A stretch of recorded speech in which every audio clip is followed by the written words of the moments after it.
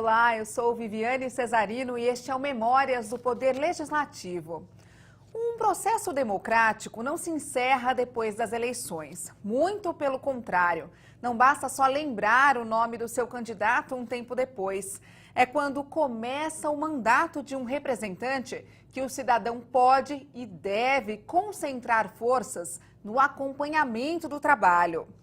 Será que o deputado ou o vereador que você escolheu participa das comissões ou falta bastante? Será que ele propõe projetos de lei de interesse público? E como será que ele gasta as verbas de gabinete? Transparência e prestação de contas, duas ferramentas que vieram para ficar.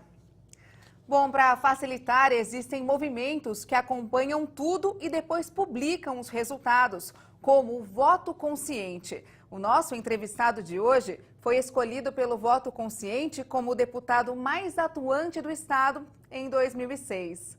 Hamilton Pereira cumpriu 5 mandatos como deputado estadual. Foram 20 anos aqui. Ele criou 39 leis num trabalho que ele chama de pluritemático. Falei certinho? Certinho. Pluritemático. Muito obrigada pela participação aqui no Memórias, é um prazer. Eu que agradeço, Viviane, uma saudação especial aqui para todos os telespectadores e telespectadoras da TV Assembleia. O que seria esse mandato pluritemático?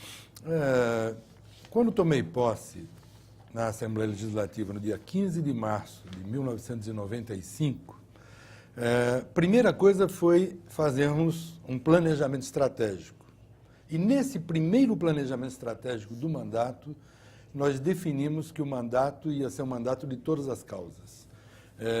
Não recusaríamos nenhum tipo de demanda, né?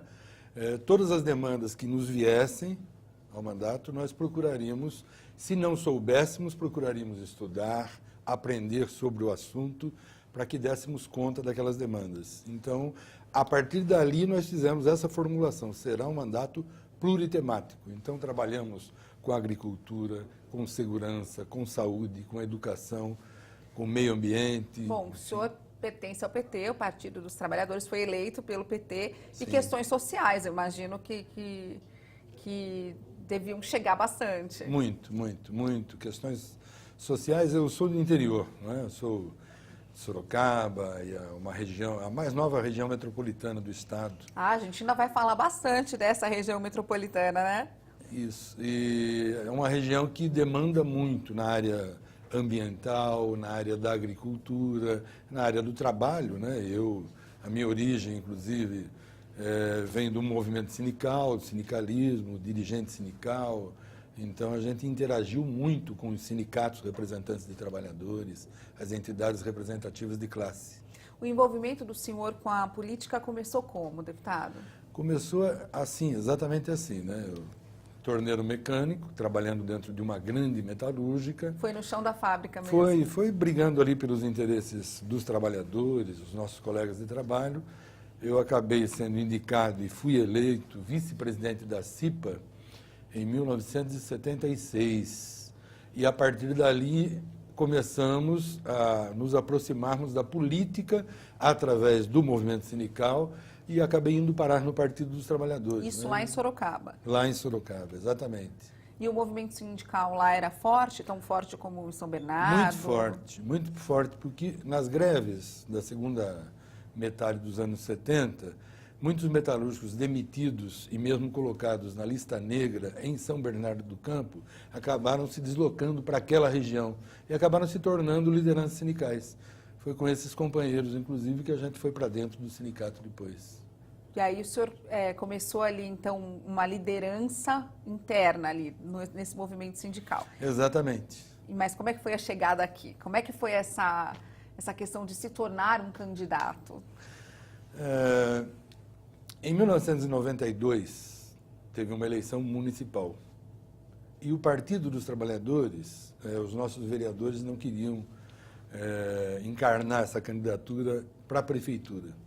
E o movimento sindical achou por bem me indicar naquela oportunidade. Eu era um ilustre desconhecido na política, né? Eu era conhecido em porta de fábrica, das assembleias do sindicato, Mas uma tarefa que me foi delegada principalmente pelos companheiros oriundos do movimento sindical, eu acabei me tornando candidato a prefeito naquela oportunidade.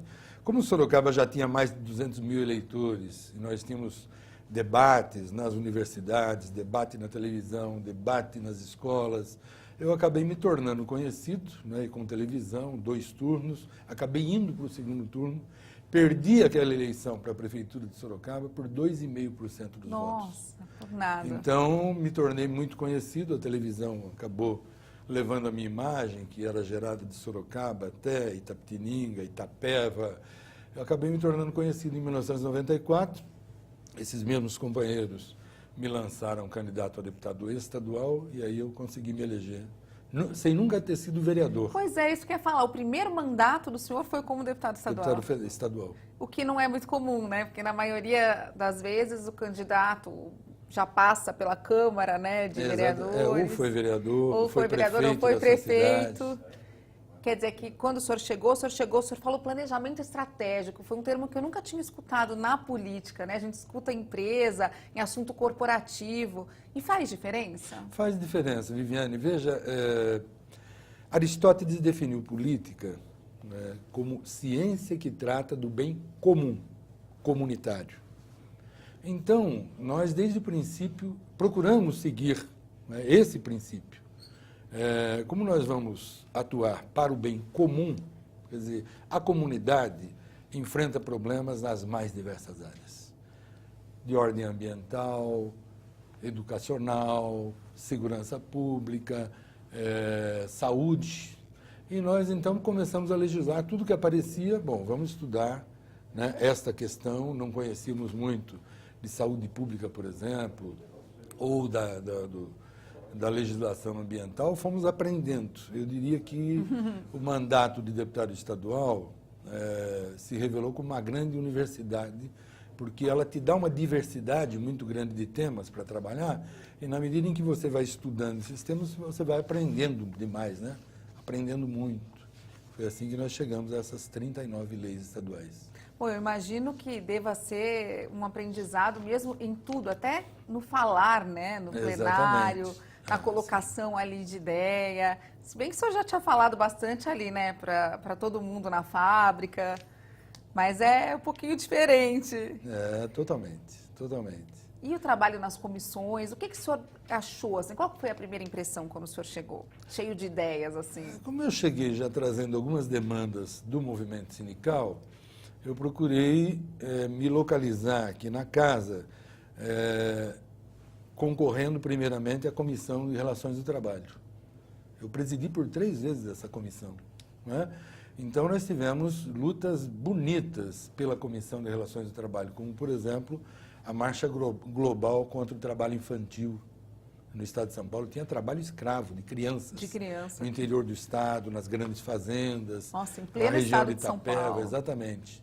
E nós fizemos com o Ministério do Trabalho a Marcha Global de Combate ao Trabalho Infantil, e isso acabou abrindo caminho, através da Comissão de Relações do Trabalho, para um trabalho muito grande interagindo com o movimento sindical. E como é que foi essa questão de ir trabalhando aqui na Assembleia e conquistar um espaço? A bancada do partido era grande nessa época? Porque o senhor é uma figura de muito respeito aqui, né? O senhor deixou esse mandato agora em março, então a gente teve a oportunidade de trabalhar bastante junto.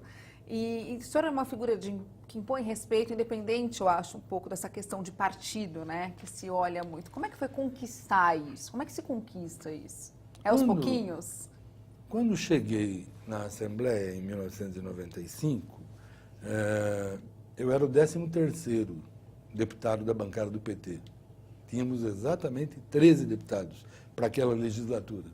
Depois, com o decorrer dos anos e as eleições seguintes, houve uma ampliação, nós chegamos a ter 24 deputados na Assembleia. Que era a década de 90, né? 94. Exatamente, exatamente. Então, nós fomos conquistando aqui o espaço no trabalho das comissões, nas audiências públicas que fizemos, porque depois abraçamos algumas causas que tinham muitas pessoas envolvidas, não é?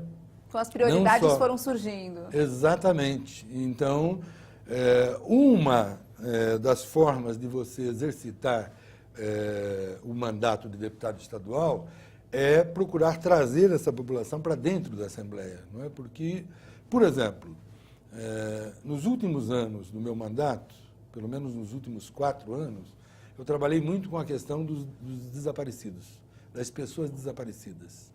E aí nós tínhamos a Associação de Busca a Crianças Desaparecidas de São Bernardo do Campo. Nós tínhamos as Mães em Luta, as Mães da Sé, e fizemos aqui algumas audiências públicas com essas mães todas que andavam à procura dos Nossa, seus isso é uma filhos, das suas angústia crianças, terrível. enfim. Então, há uma forma também de fazer com que o povo se reconheça realmente na Assembleia Legislativa do Estado de São Paulo, que é a Casa do Povo. É trazendo-o para cá e fazendo da sua luta uma luta dos deputados, das deputadas. O senhor acha que falta um pouquinho isso, de repente, trazer um pouco mais a população para cá? Porque a população se acha distante da Assembleia. Eu optei por isso. É claro que cada mandato tem, imagino que todos façam planejamento, né, para o seu mandato e escolhem temas, né, escolhem algumas bandeiras específicas, né, que as pessoas acabam encampando e se especializam naquilo. Nós temos deputados aqui, por exemplo, que se atêm muito à questão da educação, Verdade. que trabalham muito focados na questão da educação. Temos deputados que, pela sua própria origem, segurança pública, ou policial militar, ou delegado de polícia, acabam desenhando muito o seu mandato, focando a questão da segurança pública, não é? Então, eu acho que nós acabamos fazendo um diferencial aqui, na medida em que nós estabelecemos essa vocação pluritemática. A audiência pública é uma forma de chamar as pessoas. Exatamente. Que elas deem a sua opinião, deixem ali, né, uma demanda registrada, né, do que elas precisam.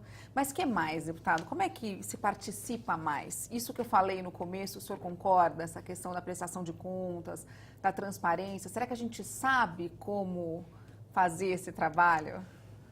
Acho que todo detentor de mandato deveria ter esse feedback com a sociedade.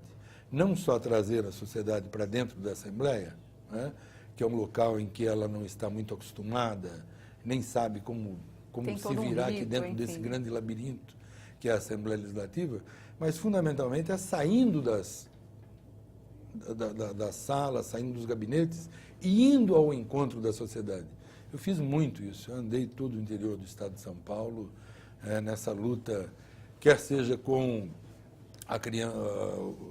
os familiares que tinham crianças autistas, foi uma outra bandeira que nós encampamos aqui nessa luta, para termos um programa de atenção integral à saúde da criança autista. Enfim, a gente ia até a sociedade. Aqui na Zona Leste tem um Padre Ticão, trabalhava muito com as famílias que tinham crianças autistas. Então, a gente também fez audiências públicas, por exemplo, na igreja do Padre Ticão, para tratarmos da questão do autismo, das crianças com autismo que necessitavam de tratamento. Bom, e nesse trabalho, o senhor foi primeiro secretário ao longo desses mandatos todos, 2001 a 2003. Exatamente. E presidente do Conselho de Ética da Assembleia Legislativa. 2 vezes. Que missão! O Conselho de Ética, ele é atuante, na opinião do senhor, aqui? É atuante. O Conselho de Ética, dificilmente ele é provocado, né? Dificilmente ele é provocado. Deveria ser mais, o senhor acha? Eu acho, veja, hoje em dia, como se questiona muito a política e os políticos, né? Eu acho que nós devemos estar sempre atentos. Eu presidi o Conselho de Ética 2 vezes, nós estávamos muito atentos. Agora, dificilmente os deputados são levados ao Conselho de Ética por conta das suas atividades, porque as atividades se dão aqui dentro das comissões, né? E dificilmente alguma coisa atinge, digamos assim, a imagem do deputado. Nós tivemos um caso aqui, eu me lembro bem, de uma coisa que estourou na imprensa no interior do Estado, lá na região de Presidente Prudente, do envolvimento, do eventual envolvimento de um deputado com questões relacionadas à CDHU, construção de casas e tal, que eu me lembro, acho que foi o único caso que deu um bocado de trabalho para nós aqui.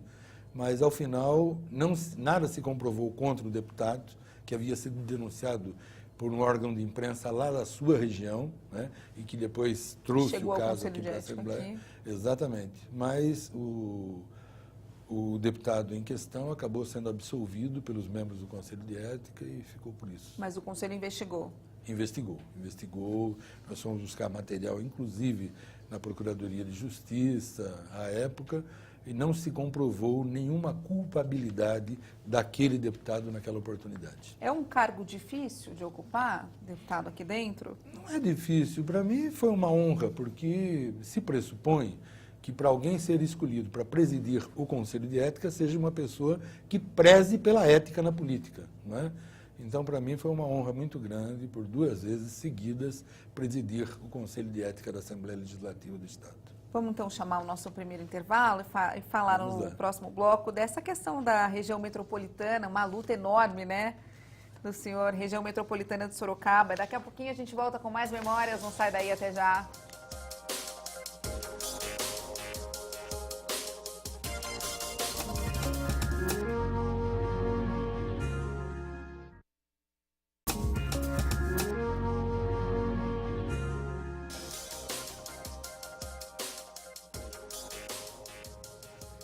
De volta com Memórias do Poder Legislativo, a gente continua a nossa entrevista com o deputado Hamilton Pereira, um homem que passou 20 anos aqui na Assembleia Legislativa.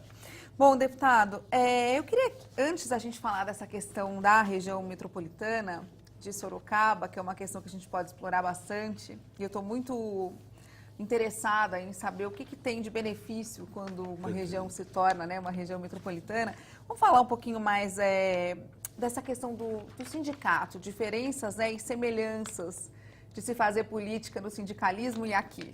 Pois não, não há muita diferença, né? Porque, na realidade, tratam-se ambos, né, tanto a atuação no movimento sindical quanto na Assembleia Legislativa, de cargos de representação.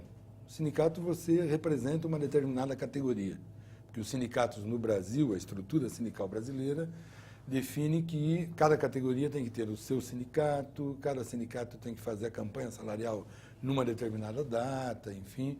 Não é? Mas é um cargo de representação, você representa os trabalhadores de uma determinada categoria. A Assembleia Legislativa há uma amplidão maior.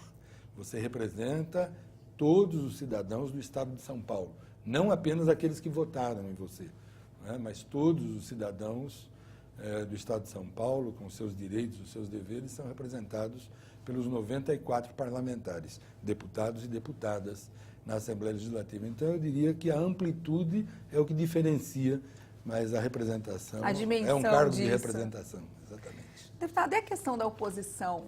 Muito tempo aqui como oposição, né?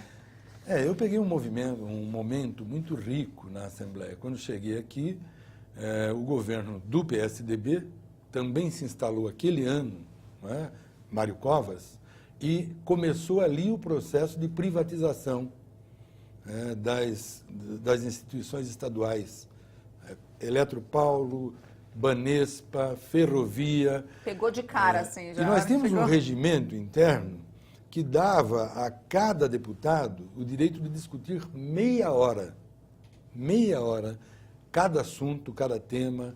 Então, nós passamos aqui, nós tivemos noites muitas horas que avançaram madrugada dentro a ponto de nós amanhecermos na Assembleia Legislativa debatendo e lutando para que não fossem privatizados o patrimônio público do Estado de São Paulo, as empresas estatais. Argumentando contra as privatizações, fazendo oposição ao governo neoliberal, ao governo do Mário Covas, e aquele processo de neoliberalismo que rifava, que vendia às empresas estatais o patrimônio público do Estado de São Paulo. É de se lamentar que nós não tenhamos conseguido.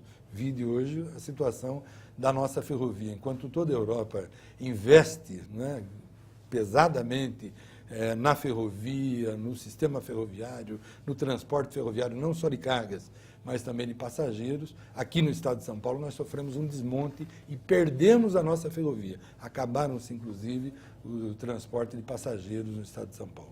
Parece que ele, nesse momento, tem um projeto de se retomar essa questão do transporte de passageiros pelo governo do estado. Eu participei de uma comissão, cobrindo uma comissão uns tempos atrás, eles estavam explicando seria muito bom esse projeto. Bom, vamos falar então um pouquinho dessas leis que o senhor fez aqui. Esse projeto, né, que criou a região metropolitana de Sorocaba, foi uma batalha. Começou quando? 9 anos. Foram 9 anos até sair. Né? Exatamente. Nós começamos essa luta em 2005 e ele só foi aprovado em 2014. 2014. Né? E foi uma vitória para a nossa região, para a região de Sorocaba, porque são 26 municípios hoje que já começam a trabalhar de forma integrada. Eu queria saber o que muda para a região. Por exemplo, na questão do transporte, eu sei que melhora muito quando existe uma região metropolitana. É uma união de forças ali que faz diferença, isso. Veja, Viviane, quando se cria uma região metropolitana, cria-se também alguns instrumentos de organização daquela região. Então, Conselho de Desenvolvimento Metropolitano, composto por todos os 26 prefeitos e prefeitas da região de Sorocaba. Cria-se uma agência para o planejamento do desenvolvimento metropolitano e um fundo de desenvolvimento metropolitano. É por dentro desses instrumentos, né, do Conselho de Desenvolvimento, da agência e do fundo, que passam os consórcios intermunicipais. Consórcio para o transporte, porque existe um aspecto que é chamado de pendularidade regional. Pessoas que moram no município e trabalham no outro. Pessoas que moram no município estudam no outro.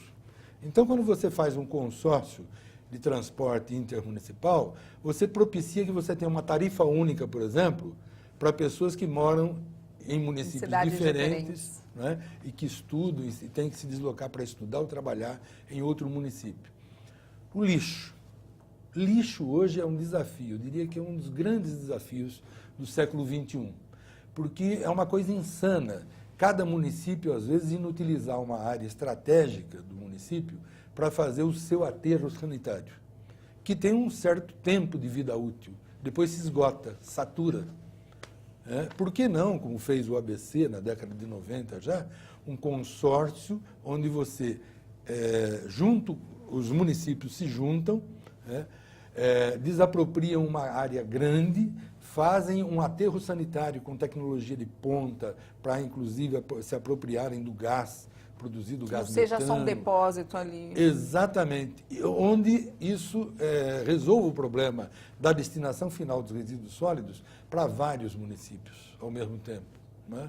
Você pode fazer um consórcio, como já existe lá na nossa região metropolitana, é um consórcio para a segurança, com a integração Polícia Militar, Polícia Civil e os municípios que já têm a sua Guarda Civil Municipal.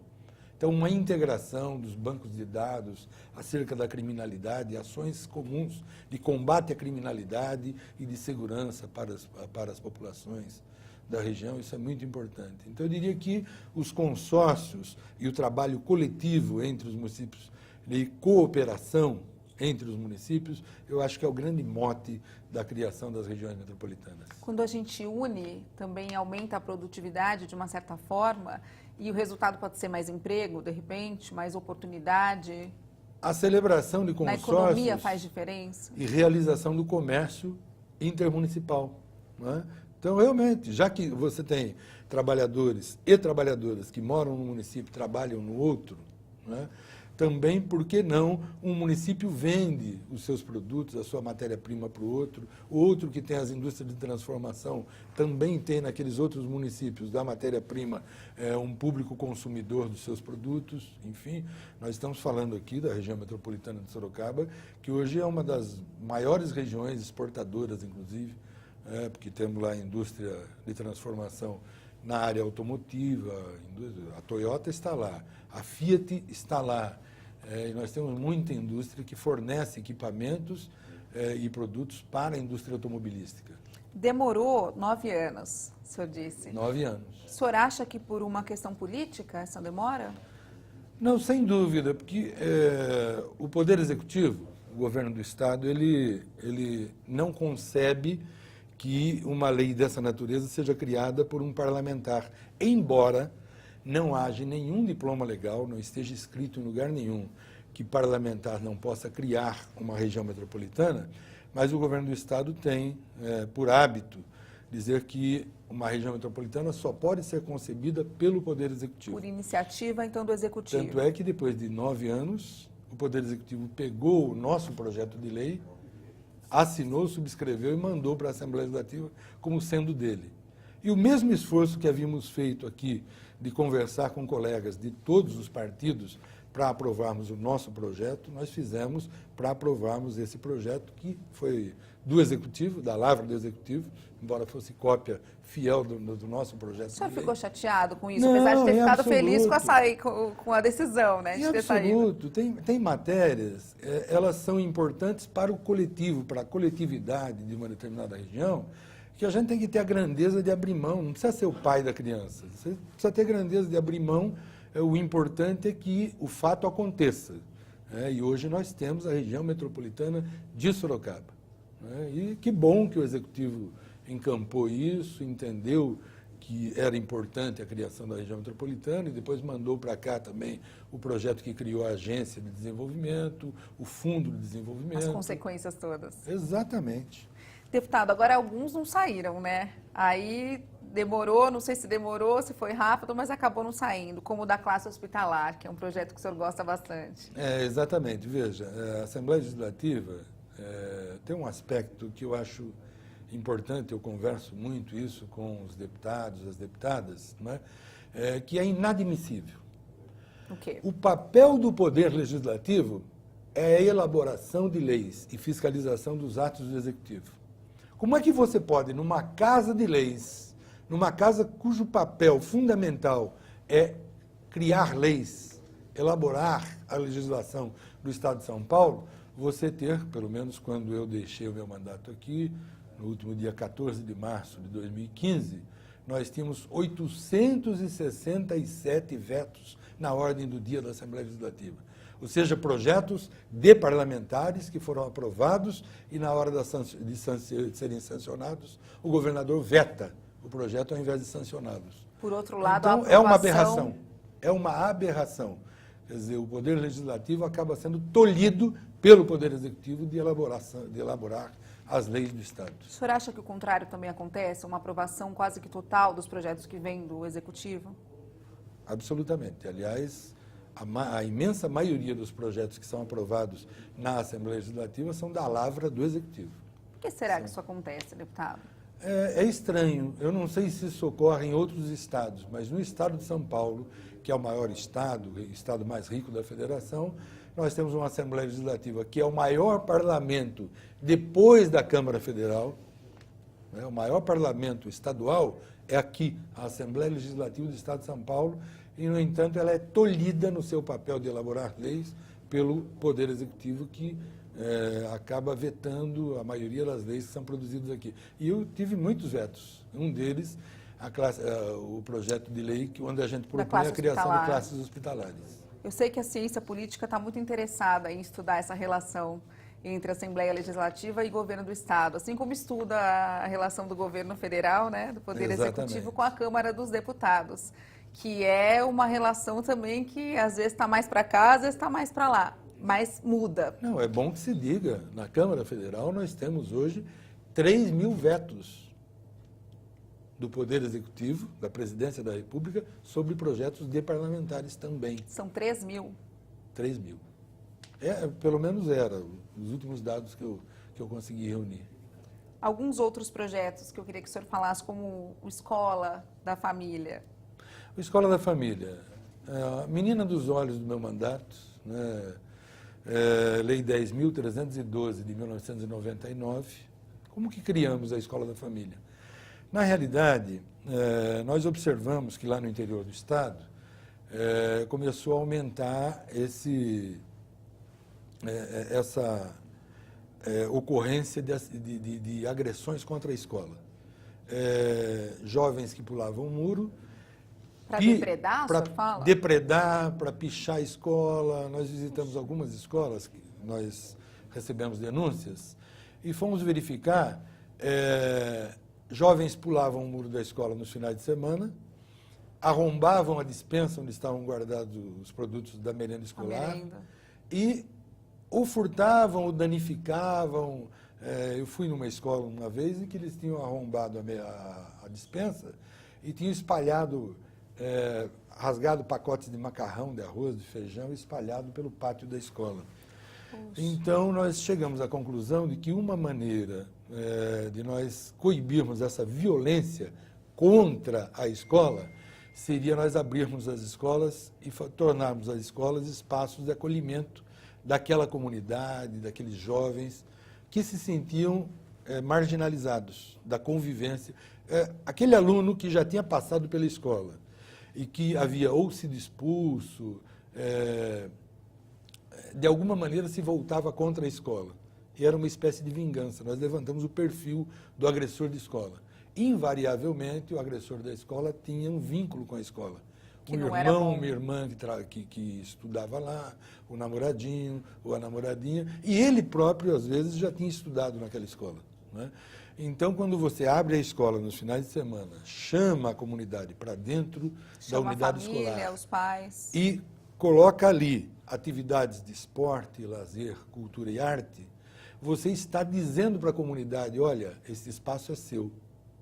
E a comunidade passa a zelar pela escola. Então, a Escola da Família era um programa interdisciplinar e de participação comunitária no combate à violência nas escolas, né? Pela vida, não a violência. Então, foi um projeto que deu muito certo. Isso que eu ia perguntar, funciona, deputado? Até o Serra assumir o governo. Até o Serra assumir o governo, o programa funcionava, democratizou o espaço escolar. Nos finais, diminuiu, né, a índices assim irrisórios. Aí o Serra vira governador do estado e corta 50% de todos os recursos que garantiam a bola de futebol para os meninos jogarem, a rede, enfim, e os equipamentos de esporte, lazer, cultura e arte, inclusive instrumentos musicais e tudo mais, e aí algumas escolas passam a ser fechadas novamente nos finais de semana. E gradativamente a violência tem voltado para essas escolas que deixaram de exercer o programa Escola da Família nos finais de semana. Imagino como não deve ser triste abrir uma escola e encontrar uma cena dessa, terrível, de tudo espalhado no chão, né, na quadra. Vamos chamar então mais um intervalo. No próximo bloco, que é o nosso último, eu queria que o senhor falasse um pouquinho desses 4 princípios que norteiam o trabalho do senhor. Todos com H, né? Honestidade, humildade, honradez e humanismo. Daqui a pouquinho, então, a gente volta com mais Memórias do Poder Legislativo. Não sai daí, até já.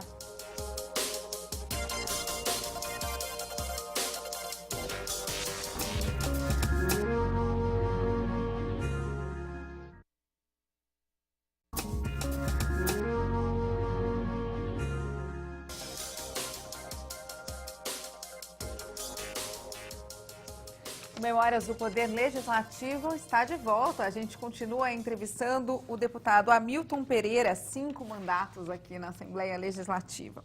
Bom, eu quero que o senhor conte para a gente como é que faz para reunir princípios nessas 4 palavras tão em falta hoje em dia: honestidade, humildade, honradez, humanismo. Na realidade, desenvolvi esses princípios em função de uma experiência própria no meu processo educacional, né? Eu tenho uma memória muito boa para as ocorrências de quando eu era criança. Então, eu me recordo perfeitamente quando foi para eu entrar no primeiro ano primário. Meu pai, eu sou o mais velho de 7 irmãos, eu me recordo que meu pai me pôs sentado na frente dele e falou: amanhã você começa na escola. E eu queria que você atentasse para algumas coisas. A escola vai te instruir. Você vai para a escola para aprender geografia, aritmética. Aquele tempo não era matemática. Não era matemática. Era aritmética. Ó, dá mais medo esse nome ainda, Exatamente, você vai aprender a falar direito, vai aprender letras, vai aprender a escrever e tal. Mas preste atenção numa coisa, educação quem dá sou eu. Educação quem dá sou eu. Ai de você se vier uma reclamação da escola, de uma professora ou da diretoria da escola, você vai se haver comigo. Ó, então, meu pai era muito rígido. Curto e grosso. Muito rígido. E tinha uma filosofia que educação eram os pais que tinham que dar. A criança tinha que chegar na escola educada, para ser instruída. Mas ela chegava sabendo respeitar os mais velhos, respeitar a professora, os colegas, enfim. Né? Então, eu observava meu pai, um pedreiro, ele desencarnou com 79 anos de idade, pedreiro a vida toda, mas muito rígido na questão de princípios. Eu muito sábio, comecei né? a pensar sobre os princípios do meu pai, né? E ele falava um pouco disso, daí eu enumerei, né? Os chamados 4Hs. Eu falei, meu pai tinha esse comportamento pautado por isso. E eu trouxe isso para a política, né? Que é o que eu chamo o indivíduo 4Hs. Ser honesto, princípio basilar de qualquer coisa. Não mexa no que é dos outros. Cuide daquilo que lhe pertence. Né? Humildade. Isso meu pai dizia muito. Não deixe subir na cabeça. Se um dia você for gente, ele me dizia, se um dia você for gente na vida, não deixe subir na cabeça. Seja qual cargo ou função que você ocupar, respeite os outros. Tenha humildade, nunca pise nos de baixo. Pelo contrário, estenda a mão, ajude os que estão de baixo a subir. Então, humildade. Honradez, sinônimo de dignidade. O dia que você perder a sua honra, a sua dignidade, você perdeu o seu maior patrimônio. Esse é o maior patrimônio do ser humano. E humanismo. Humanismo, saber se colocar no lugar do outro. Nossa, como isso é importante. Para legislar a causa do outro, para sentir o que o outro sente, procurar sentir. Eu fiz aqui algumas audiências públicas com delegados do DHPP sobre a questão das pessoas desaparecidas no Estado, e um dia eu fiz esse debate com um delegado. O delegado falou, não há o que fazer, a pessoa desaparece, é como se ela tivesse sido abduzida por seres espaciais, que a gente não encontra nem o rastro mais. Eu falei, doutor, o senhor tem filhos? O senhor tem netos? Eu tenho filhos e tenho netos. Se é um filho da gente, a gente não deixa pedra sobre pedra para encontrar. Então vamos fazer a mesma coisa pelos filhos das mães da Sé, das mães em luta, sabe, das pessoas que perderam um ente querido. É se colocar no lugar do outro. E dizia para ele, doutor, é tão difícil para o senhor se colocar no lugar do outro, e se fosse o meu filho, se fosse a minha neta que tivesse desaparecido? E a reação dele? Ele fica sem palavras, né? Desmontou. Fica sem palavras, não tem o que dizer. Então, essa questão de você ser humanista é se colocar no lugar do outro. Eu acho isso fundamental para quem tem um mandato e para quem se dispõe a legislar a causa da sociedade. A visão do senhor em relação a esses princípios ou em relação a uma visão de mundo mesmo mudou depois? O senhor teve um AVC, depois de uma doença séria que o senhor teve? Olha, eu sou formado em História, mas eu reputo que a maior universidade que eu fiz foi a Universidade da Vida e com um capítulo especial na Assembleia Legislativa do Estado de São Paulo. No dia 2 de abril de 2002, depois de um dia todo, eu fazia um planejamento estratégico do meu mandato para o ano de 2002. Terminou a tarde, eu fui embora para casa. Quando foi à noite, eu passei o dia trabalhando. Quando foi à noite, meus filhos eram pequenos à época, um tinha 9 anos, o outro tinha 7, e pediram que eu sentasse com eles para assistir um filme. Eu me lembro até hoje. Tela quente. Ia passar Múmia. Pai, vai passar um filme aqui, é um filme de medo. Você assiste com a gente? Assistimos. Que fofo. Assistimos. Eles foram para a cama e eu fui para o quarto. Quando eu entrei no quarto, a minha esposa pediu um copo d'água. Eu fui até a cozinha, peguei um copo d'água, voltei. Quando eu entrei no quarto, eu sofri um apagão. copo caiu, quebrou, eu caí também, e já caí desmaiado, sem sentidos. A Virgínia ficou apavorada, Virgínia é minha esposa. Nossa, claro, imagina. Chamou um amigo que a Desespero. gente tinha, ela não sabia o que fazer, para quem apelar, lembrou-se de um amigo que trabalhava aqui com a gente, era um motorista nosso aqui da Assembleia e tal, e morava pertinho de casa. Ele foi para lá correndo, teve a ideia de chamar o resgate me levou para um hospital. Chegou lá, imediatamente eles fizeram uma tomografia e constataram que eu estava tendo uma hemorragia cerebral, né? Então, lá em Sorocaba, os médicos não quiseram mexer, viram a gravidade do problema e falaram, olha, ele tem que ser levado para São Paulo, lá tem tecnologia, tem equipe e tal, leva para o Albert Einstein. Me puseram numa ambulância UTI e me trouxeram aqui para o Albert Einstein. E aqui eu passei por uma cirurgia e depois fiquei vários meses para me recuperar, fazendo fisioterapia e tal. Teve um pouquinho de sequela no começo, né? Mas eu acho que assim, aquele momento foi muito especial, foi um divisor de águas na minha vida. Porque mesmo com deputados e deputadas aqui com quem eu já tinha tido discussões ríspidas, né, de ordem ideológica e tudo mais, eu não tinha dinheiro, eu nunca juntei dinheiro, nunca juntei grande patrimônio, eu não tinha como pagar a conta do hospital. O Walter Feldman era o presidente da Assembleia, era médico, ele foi uma das primeiras pessoas que me visitou lá na UTI do Albert Einstein. Ele voltou para cá, reuniu os deputados e deputadas e propôs a eles que eles fizessem uma cotização, autorizando o banco, onde ia depositar o salário dos deputados, a fazerem um desconto de R$50 por mês, durante 10 meses, para me ajudar a pagar a conta do hospital e tal. De 94 deputados e deputadas, 88 assinaram aquela lista. Então, quando eu me recuperei, que eu voltei para a Assembleia, isso foi um dia inesquecível, porque Walter Feldman estava presidindo a sessão, ele interrompeu a sessão, chamou a atenção para a minha pessoa, que eu vinha entrando no plenário, todos os deputados se levantaram, começou uma salva de palmas, foi uma coisa muito forte, muito emocionante. Nossa, imagina. E eu pedi então a palavra, fui para a tribuna para agradecer a todos e a todas, por aquela prova de carinho, de respeito, de solidariedade, de humanismo. De humanismo, que a gente falou tanto. Então, isso, é claro que mexe com você, mexe com os teus sentimentos, né? E eu passei, a partir daí, a respeitar muito mais cada colega, cada deputado, cada deputada, independentemente da cor partidária, de que partido seja. Hoje eu posso dizer que eu sou amigo dos 94 e respeito muito o trabalho de cada uma delas. Então, esse foi um divisor de águas na minha vida, me ensinou muito a questão da humildade. Da humildade, do respeito. Foi muito bonito o que eles fizeram. Foi muito bonito, muito bonito. Muito obrigado. Deputado, a gente está chegando no finzinho do nosso programa. Eu queria perguntar um pouquinho, nesses 4 minutinhos que faltam, da situação atual do país, uma situação difícil, de crise econômica, de crise política, ninguém sabe o que vai acontecer, um processo de impeachment da presidente Dilma agora oficialmente, né, aberto pelo presidente da Câmara, Eduardo Cunha.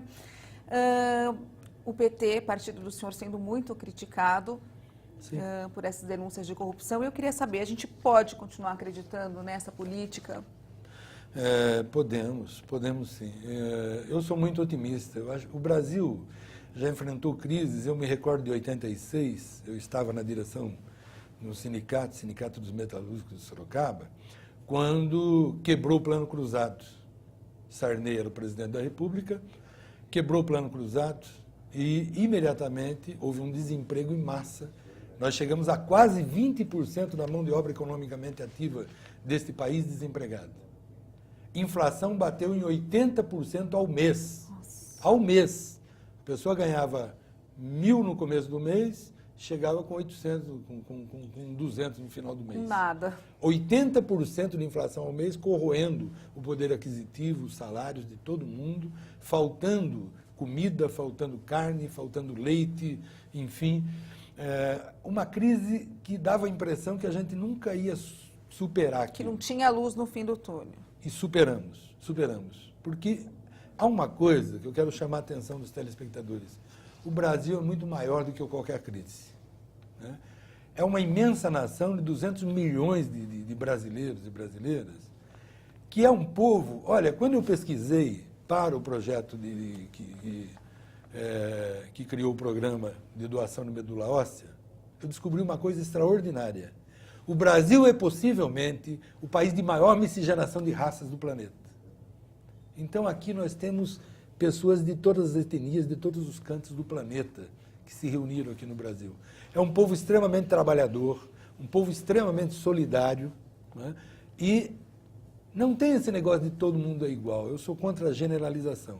Sou otimista pela própria natureza.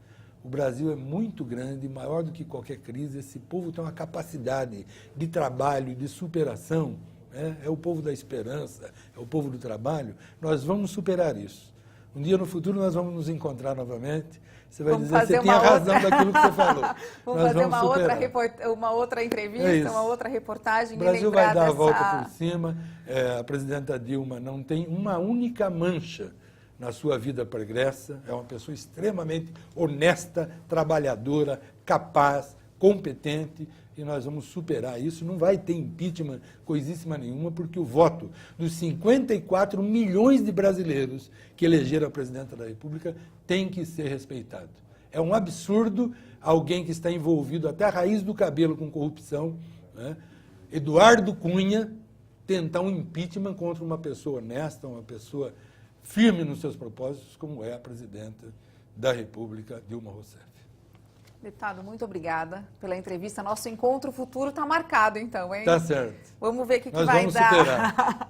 Vamos ver o que vai dar. E olha, esses 4 princípios do senhor são demais. Parabéns. Eu quero agradecer a você, Viviane, a toda a equipe da TV Assembleia. Eu acho que a TV Assembleia faz um trabalho. Eu assisto muito a TV Assembleia. Assisti, inclusive, a uma entrevista como esta com o Expedito Soares. Expedito Soares foi um deputado extraordinário do PT, lá no comecinho, na primeira legislatura, eu acho. Verdade, do na Partido criação dos do Trabalhadores partido. aqui na Assembleia. Então, vocês da equipe da TV fazem programas extraordinários do ponto de vista da formação, da cultura do nosso povo. Eu quero agradecer esse espaço e esta oportunidade. Um grande abraço, meu agradecimento a todos vocês. Obrigada. É isso, Memórias do Poder Legislativo fica por aqui. Muito obrigada pela sua audiência e até a próxima.